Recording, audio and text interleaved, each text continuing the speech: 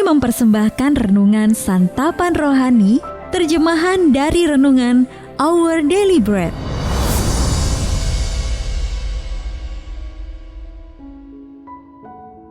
Untuk menerima notifikasi video baru kami, silakan tekan tombol subscribe dan tanda lonceng di bawah ini. Sahabat ODB, pembacaan Alkitab hari ini terambil dari Roma pasal yang ke-12 ayat yang pertama sampai dengan ayat yang ketiga. Roma pasal yang ke-12 ayat yang pertama sampai dengan ayat yang ketiga. Persembahan yang benar. Karena itu saudara-saudara, demi kemurahan Allah, aku menasihatkan kamu, supaya kamu mempersembahkan tubuhmu sebagai persembahan yang hidup, yang kudus, dan yang berkenan kepada Allah. Itu adalah ibadahmu yang sejati. Janganlah kamu menjadi serupa dengan dunia ini, tetapi berubahlah oleh pembaharuan budimu, sehingga kamu dapat membedakan manakah kehendak Allah, apa yang baik, yang berkenan kepada Allah, dan yang sempurna. Berdasarkan kasih karunia yang dianugerahkan kepadaku, aku berkata kepada setiap orang di antara kamu, janganlah kamu memikirkan hal-hal yang lebih tinggi daripada yang patut kamu pikirkan.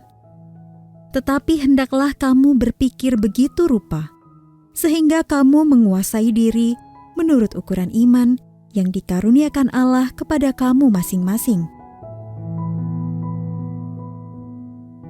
Ayat mas renungan hari ini terambil dari Roma pasal yang ke-12 ayat yang pertama. Persembahkan tubuhmu sebagai persembahan yang hidup, yang kudus, dan yang berkenan kepada Allah. Renungan hari ini berjudul Memberi Seperti Kristus, ditulis oleh Patricia Rayburn. Sahabat ODB, ketika O. Henry, penulis asal Amerika Serikat, menulis cerita Natal terkenalnya yang berjudul The Gift of the Meg pada tahun 1905, ia sendiri sebetulnya sedang berjuang untuk bangkit dari pergumulan pribadi. Meski demikian, ia berhasil menulis sebuah kisah inspiratif yang menekankan karakter serupa Kristus yang sangat indah, yakni pengorbanan. Dalam cerita tersebut, seorang istri yang miskin menjual rambut panjangnya yang indah pada malam Natal demi membeli seutas rantai emas untuk jam saku suaminya.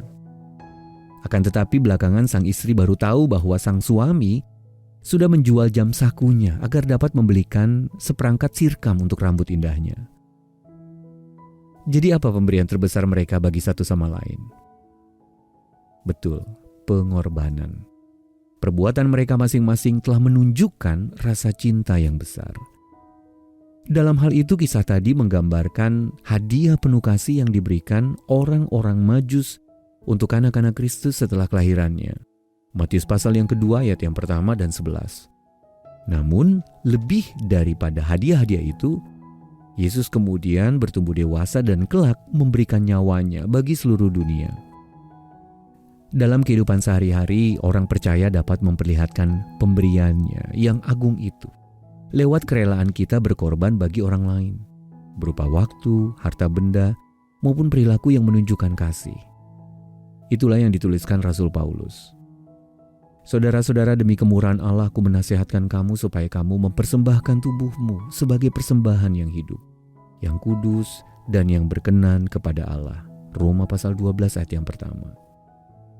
Tidak ada hadiah yang lebih baik daripada pengorbanan kita bagi orang lain dalam terang kasih Yesus.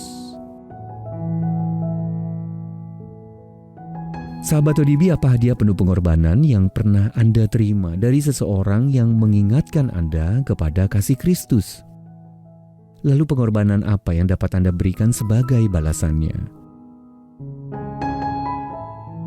Mari kita berdoa. Ya Allah, dalam hidupku sehari-hari kiranya aku dapat memperlihatkan karakter Yesus kepada orang lain dengan mengorbankan kebutuhanku demi kebutuhan mereka. Dalam nama Tuhan Yesus kami berdoa. Amin.